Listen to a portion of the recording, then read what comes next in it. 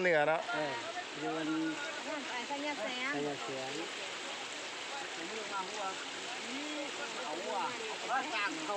ไปทางการทำกับบ้านสิละกันนั้นรถจุ่มจุ่มมาดึงเข้าไปมาเท่าไหร่ก็วันละ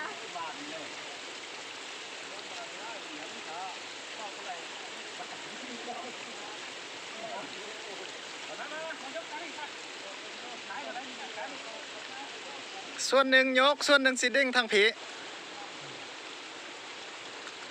ไปเม็ดผมมีวันจับเลย เอาเจือกมาจ้ะ แต่ว่าต้องให้อันเดามันไปคาบก่อนเนาะห้ามีความหมายยังเนาะ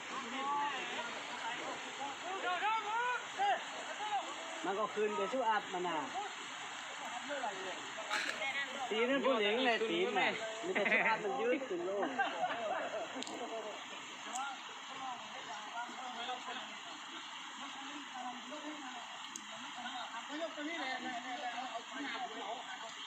แม่นอยู่บ่